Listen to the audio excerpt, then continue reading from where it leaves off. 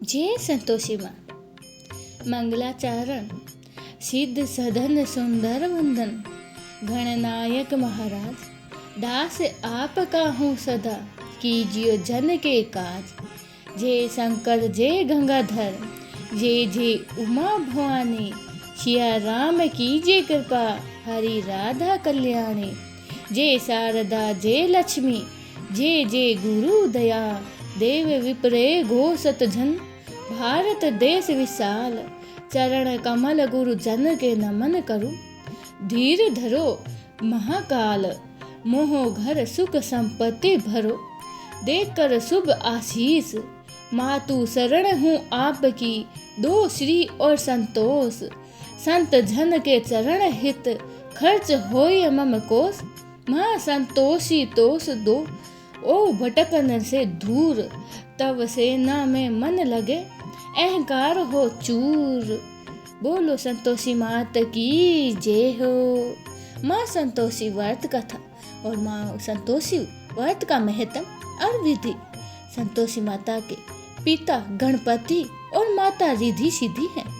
इनका परिवार धन धान्य सोना चांदी मोती मूंगा तथा रत्नों से भरा है। पिता गणेश की कृपा से दरिद्रता और कलह का नाश होता है। घर में सुख शांति, बाल गोपाल से भरा परिवार, व्यापार में लाभ ही लाभ और मन की सर्व कामनाओं की पूर्ति होती है और शोक विपत्ति चिंता आदि सब दूर होते हैं। कथा प्रारंभ करने से पहले पवित्र स्थान पर एक तांबे का कलश जल से भरकर रखे। उस कलश के ऊपर एक कटोरी में गुड़ और चना रखे। ध्यान रहे प्रसाद सदा सवाया ही चढ़ाया जाता है, जैसे 1.25 रुपए का, 2.5 रुपए का आदि अपनी क्षमता के अनुसार ही प्रसाद ले। माता प्रेम व श्रद्धा की भूखी है, मात्रा की नहीं। कथा कहने वाला अपने सीधे हाथ में गुड़ व चना रखे और कथा श्रवण करने वाला समय समय पर संतोषी मात की जय हो बोलते रहे। कथा समाप्त होने पर आरती करे तथा कलश में रखा जल पहले पूरे घर में छिड़के, फिर शेष जल तुलसी जी को चढ़ा दे। कथा कहने वाला अपने हाथ में रखा गुड़ और चना गौ माता को खिलाए। इसके पश्चात ही कटोरी में रखा प्रसाद कथा सुनने वाले तथा घर के सदस्यों में बांट दे। एक समय भोजन करे। जितने शुक्रवार व्रत करने का संकल्प किया हो, वह समय पूरा होने पर उद्यापन करना आवश्यक है। उद्यापन में घर के तथा पड़ोस के बच्चों को बुलाकर भोजन करवा कर ही यथाशक्ति दक्षिणा दे। इस दिन घर में कोई खटाई का सामान ना बनाए। विधि के अनुसार ही व्रत करने से व्रतकर्ता की सभी मनोकामनाएं पूर्ण होगी।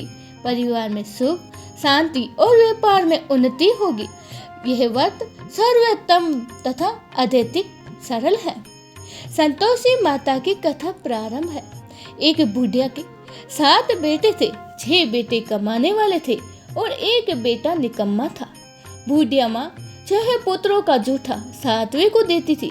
7वां पुत्र एक दिन अपनी पत्नी से बोला, देखो मेरी माता का मुझ पर कितना प्रेम है। वह बोली, क्यों नहीं, सबका जूठा बचा हुआ तुमको ही खिलाती है। वह बोला, जब तक आंखों से ना देखूं मान नहीं सकता। पत्नी ने हंसकर कहा, देख लोगे तब तो मान लोगे। कुछ दिन बाद एक त्योहार आया। घर में 7 प्रकार के भोजन और चूरमा के लाडू बने। एक वह पत्नी की बात को जांचने के लिए सिर दर्द का बहाना बनाकर पतला कपड़ा सिर पर ओढ़कर रसोई में जाकर सो गया और कपड़े में से सब देख रहा था। 6 भाइयों भोजन करने आए। उनसे देखा माँ ने उनके लिए सुंदर सुंदर आसन बिछाए हैं, 7 प्रकार की रसोई परोसी है और आग्रह कर करके उन्हें भोजन कराती रही। वह देखता रहा। 6 भाइयों को भोजन करके उठ गए। तब माँ ने उनकी थाली में से लड्डुओं के टुकड़ों को उठाया और एक लड्डू बनाया। जूठन साफ कर माँ ने उसे पुकारा, उठ बेटा उठ, तेरे भाइयों ने भोजन कर लिया है, तू भी उठकर भोजन कर ले।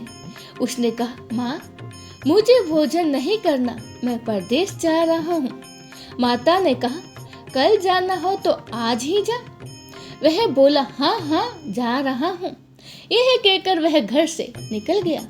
चलते समय उसे पत्नी की याद आई। वह गौशाला में कड़े थाप रही थी। वहां जाकर वह बोला, मेरे पास तो कुछ नहीं है, ये अंगूठी है, सो ले लो और अपनी कोई निशानी मुझे दे दो। वह बोली, मेरे पास क्या है, यह गोबर भरा हाथ। यह कहकर पत्नी ने उसकी पीठ पर गोबर के हाथ की थाप मार दी। वह चल दिया। चलते चलते दूर देश में पहुंचा। वहां एक साहूकार की दुकान थी। वहां जाकर बोला, सेठ जी मुझे नौकरी पर रख लो। साहूकार को नौकरी की सख्त जरूरत थी। साहूकार ने कहा, काम देख कर ही तनख्वाह मिलेगी। उसने कहा, सेठ जी जैसा आप ठीक समझे। उसने साहूकार के यहाँ नौकरी मिल गई। वह वहां दिन रात काम करने लगा।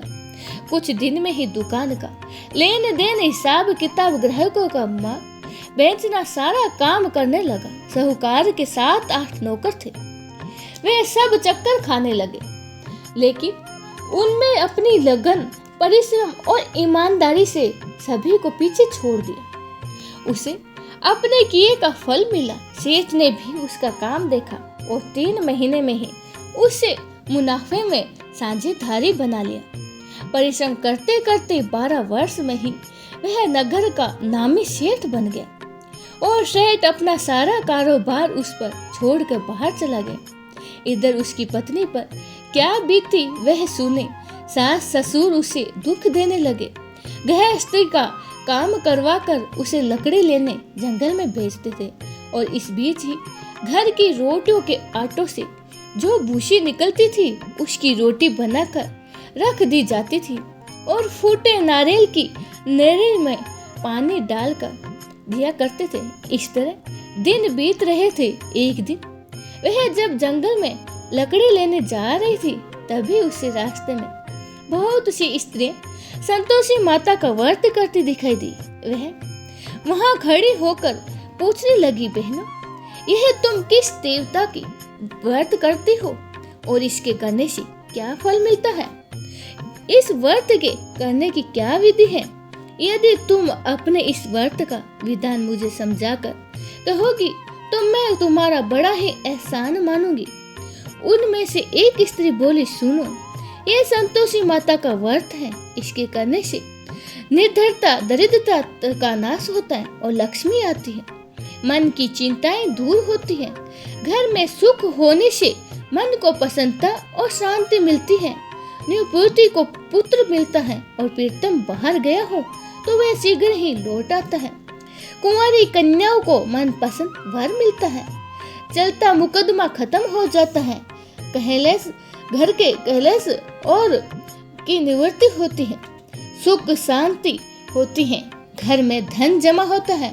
धन जायदाद का लाभ होता है तथा और भी मन में जो भी कुछ कामना हो सब संतोषी माता की कृपा से पूर्ण हो जाता है। इसमें कोई संदेह नहीं।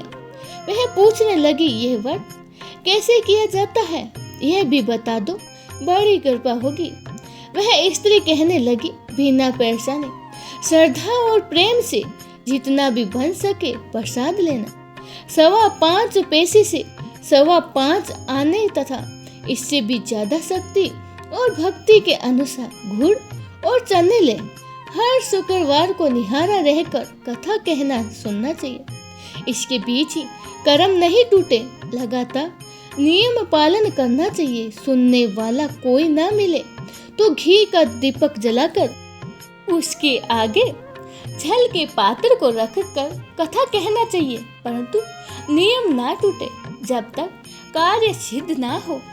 नियम पालन करना और कार्य सिद्ध हो जाने पर व्रत का उद्यापन करना चाहिए। 3 मास में ही माता पूरा फल प्रदान करती है। यदि किसी के खोटे ग्रह हो तो भी माता 1 वर्ष में अवश्य उन्हें अनुकूल करती है। कार्य सिद्ध होने पर ही उद्यापन करना चाहिए, बीच में नहीं। उद्यापन में 2.5 सेर आटे का खाजा तथा इसी अनुसार खीर तथा चने का साग बनाकर 8 बच्चों को भोजन कराना चाहिए। जहाँ तक मिले देवर जेठ भाई बंधु कुटुंब के लड़के को ही लेना चाहिए, ना मिले तो रिश्तेदारों और पड़ोसियों के लड़कों को बुलाना चाहिए। उन्हें भोजन कराकर यथाशक्ति दक्षिणा दे। माता का नियम पूरा करना, ध्यान रखना उस दिन घर में कोई खटाई ना बने। यह सुनकर वह वहां से चली गई और रास्ते में लकड़ी के बोझ को बेच दिया और उन पैसों से गुड़ चना ले माता के व्रत की तैयारी कर ली। आगे चली गई। रास्ते में संतोषी माता के मंदिर में जाकर माता के चरण में लेट गई और विनती करने लगी, हे माँ, मैं दीन हूँ, निपट मूर्ख हूँ, व्रत के नियम कुछ नहीं जानती, मैं बहुत ही दुखी हूँ। हे माता, मेरा दुख दूर कर, मैं तेरी शरण में हूँ। माता को दया आई। एक शुक्रवार बीता कि दूसरे शुक्रवार को ही उसके पति का पत्र आया और तीसरे शुक्रवार को उसका भेजा हुआ पैसा आया। यह देख जेठानी मुंह छिकोड़ने लगे। इतने दिनों बाद इतना पैसा आया है, इसमें क्या बढ़ाई है। लड़के ताने देने लगे कि काकी के पास तो अब पत्र आने लगे हैं, रुपए आने लगा है, अब तो काकी की खातरी बढ़ेगी, अब तो काकी बुलाने से भी नहीं बोलेगी। बेचारी सरलता से कहती, भैया पत्र आए, रुपए आए तो हम सब के लिए अच्छा है। ऐसा कहकर आंखों में आंसू भरकर संतोषी माता के मंदिर में जाकर मातेश्वरी के चरणों में गिरकर रोने लगी। माँ, मैंने तुझसे पैसे नहीं मांगा, मुझे पैसे से क्या काम, मुझे तो अपने सुहाग से काम है। मैं तो अपने स्वामी के दर्शन और सेवा मांगती हूँ। तब माता ने प्रसन्न होकर कहा, जा बेटी, तेरा स्वामी जल्दी ही आएगा। ये सुन खुशी से वह बावली होकर वह अपने घर आकर काम करने लगी। संतोषी माँ विचार करने लगी, इस भोली पुत्री से मैंने कह तो दिया कि तेरा पति शीघ्र आएगा, पर आएगा कहाँ से, वह तो इसे सपने में भी याद नहीं करता। उसे इसकी याद दिलाने तो मुझे ही जाना पड़ेगा। संतोषी माता ने उस बुढ़िया के बेटे को सपन में समझाया, पुत्र, तेरी घरवाली कष्ट उठा रही है। वह बोला, हाँ माता, यह तो मुझे भी मालूम है, परंतु क्या करूं, वहाँ कैसे जाऊं, परदेश की बात है, लेने देने का सारा हिसाब किताब है, कोई जाने का रास्ता नजर नहीं आता, आप ही कोई राह दिखाइए कि वहाँ कैसे जाऊं। माँ कहने लगी, सवेरे नहा धोकर संतोषी माता का नाम ले, घी का दीपक जला, दंडवत कर और दुकान पर जाकर बैठ जा। देखते देखते ही तेरा लेन देन चुक जाएगा, जमा माल बिक जाएगा, सांझ होते होते धन का ढेर लग जाएगा। वह अगले दिन सुबह बहुत जल्दी उठा और उसने अपने मित्र बंधुओं को परिचितों को सपन में माता द्वारा कही बात को सुनाई। वह सब उसकी बात सुनकर उसकी खिल्ली उड़ाने लगे। वह कहने लगा कि कभी कभी सपने की बात भी सच होती है। एक बूढ़ा व्यक्ति बहुत समझदार था। वह बोला, देख भाई, मेरी बात मानो तो इस तरह सच या झूठ कहने के बदले देवता ने जैसे कहा है वैसा ही करना चाहिए। तेरा क्या जाता है। बूढ़े की बात मानकर नहा धोकर उसने संतोषी माता को प्रणाम किया, फिर घी का दीपक जलाकर दुकान पर जा बैठा। शाम तक धन का ढेर लग गया। वह हैरान हुआ, मन में संतोषी माता का नाम लेकर प्रसन्न होकर घर जाने के वास्ते गहना, कपड़ा व सामान खरीदने लगा। सब काम से निपट कर अपने घर को रवाना हुआ। उधर उसकी पत्नी जंगल में ही लकड़ी लेने गई। लौटते वक्त थक जाने के कारण संतोषी माता के मंदिर पर विश्राम करने बैठ गई। यह तो उसका रोज रुकने का स्थान था। धूल उड़ती देख उसने माता से पूछा, हे माता, यह धूल कैसी उड़ रही है। माँ ने कहा, हे पुत्री, तेरा पति आ रहा है, अब तू ऐसा कर, लकड़ियों के 3 बोझ बना, एक नदी के किनारे रख, दूसरे मेरे मंदिर पर और तीसरा अपने सिर पर रख। तेरे पति को लकड़ी का गट्ठा देखकर मोह पैदा होगा, वह वहां रुकेगा। नाश्ता पानी बना खाकर माँ से मिलने जाएगा। तू लकड़ी का बोझ उठाकर जाना और बीच चौक में गट्टा डालकर 3 आवाजें जोर से लगाना। लो सासू जी, लकड़ियों का गट्टा लो, भूसी की रोटी दो, नारियल के खोपरे में पानी दो, आज कौन मेहमान आया है। संतोषी माँ की बात सुनकर वह बहुत ही अच्छा माँ कहकर पसंद मन से लकड़ियों के 3 गट्टे बना लिए। एक नदी के तट पर रखा, दूसरा माता के मंदिर पर रखा और इतने में ही मुसाफिर वहां आ पहुंचा। सूखी लकड़ियों देखकर उसकी इच्छा हुई कि अब यहीं विश्राम करे और भोजन खा पी कर ही गांव चले। इस प्रकार भोजन कर विश्राम कर वह अपने गांव में आ गया। उसी समय बहू सिर पर लकड़ी का गट्ठा लिया आई। उसने गट्ठा आंगन में डाला, जोर से 3 आवाजें दी। लो सासू जी, लकड़ी का गट्ठा लो, भूसी की रोटी दो, नारियल के खोपरे में पानी दो, आज कौन मेहमान आया है। ये सुनकर सास ने अपने दिए हुए कष्टों को भुलाने हेतु कहा, बहू तू ऐसा क्यों कहती है, तेरा मालिक ही तो आया है। पेट मीठा भात खाकर कपड़े गहने पे। पत्नी की आवाज सुनकर उसका स्वामी बाहर आया और उसके हाथ में पहनी अंगूठी देखकर व्याकुल हो गया। उसने माँ से पूछा, माँ यह कौन है। माँ बोली, बेटा यह तेरी पत्नी है, आज 12 वर्ष हो गए जब से तू गया है, तब से सारे गांव में जानवर की तरह भटकती फिरती है, काम काज कुछ करती तो है नहीं, 4 समय आकर खा जाती है। अब तुझे देखकर भूसी की रोटी और नारियल के खोपरों में पानी मांगती है। वह बोला, ठीक है माँ, मैंने इसे भी देखा है और तुम्हें भी। अब मुझे दूसरे घर की चाबी दो, मैं उसमें रखूंगा। ठीक है बेटा, जैसे तेरी मर्जी, कहकर माँ ने ताली का गुच्छा दे दिया, बेटे के सामने रख दिया और उसने घर को खोलकर सारा सामान जमा किया। एक दिन मैं वह राजा से महल के जैसा ठाठ बाट बन गया। अब क्या था कि वह सुख भोगने लगी। अगला शुक्रवार आया तो उसने पति से कहा, मुझे माँ संतोषी का उद्यापन करना है। पति बोला, बहुत ही अच्छा, खुशी से कर। वह उद्यापन की तैयारी करने लगी। जेठ के लड़कों को भोजन के लिए कहने गई, उन्होंने मंजूर किया, परंतु पीछे से जेठानी ने अपने बच्चों को सिखाया, देखो रे, भोजन के समय सब लोग खटाई मांगना, जिससे उसका उद्यापन पूरा न हो। लड़के भोजन करने आए, खीर पेट भर खाई, परंतु बात याद आते ही कहने लगे, हमें कुछ खटाई खाने को दो, खीर खाना हमें भाता नहीं, देखकर अरुचित होती है। लड़के उठ खड़े हुए, बोले, पैसे लाओ। भोली बहू कुछ जानती नहीं थी, उसने उन्हें पैसे दे दिए। लड़कों ने बाजार जाकर उन पैसों से इमली खरीद कर खाई। यह देखकर बहू पर माताजी ने क्रोध किया। राजा के दूत उसके पति को पकड़ कर ले गए। जेठ जेठानी मन माने खोटे वचन कहने लगे, लूट लूट कर धन इकट्ठा कर लाया है, सो राजा के दूत उसे पकड़ कर ले गए। अब सब मालूम हो जाएगा जब जेल की रोटी खाएगा। बहू से ये वचन सहन नहीं हुए, वह संतोषी माता के मंदिर गई और कहने लगी, माता तुमने यह क्या किया, हंसा कर क्यों रुलाने लगी हो। माता बोली, पुत्री तुमने मेरा व्रत भंग किया है, इतनी जल्दी सब बातें भूल गई। वह बोली, माता भूली नहीं हूँ, न ही कुछ अपराध किया है, मुझे तो लड़कों ने भूल में ढाल दिया था, मुझे क्षमा करो माँ। माँ बोली, ऐसी भूल भी कहीं होती है।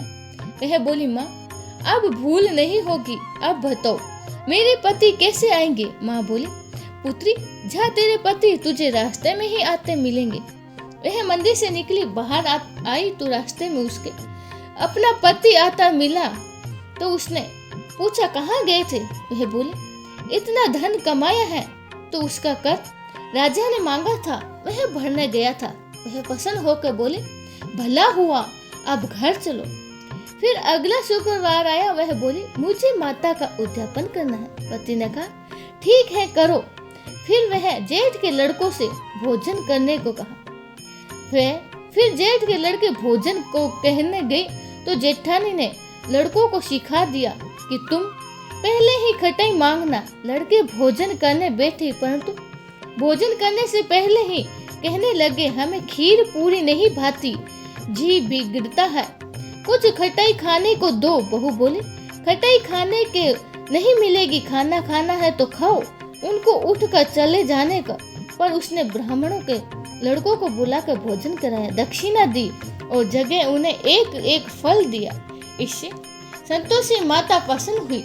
माता की कृपा से 9 माह बाद उसको चंद्रमा के समान एक पुत्र की प्राप्ति हुई। पुत्र को लेकर वह प्रतिदिन संतोषी माता के मंदिर में जाने लगे। माँ ने सोचा कि यह रोज आते हैं, आज क्यों ना मैं इसके घर चली जाऊं, इसका आश्रय देखूं तो सही। यह विचार कर माता ने भयानक रूप बनाकर घुड़ और चने से सना मुख, ऊपर से सूंड के समान होठ, उस पर मक्खियां भिन भिनाती रही थी। दहलीज पर पैर रखते ही उसकी सास चिल्लाई, देखो रे, कोई चुड़ैल डाकिनी चली आ रही है, लड़को इसको भगाओ, नहीं तो सबको खा जाएगी।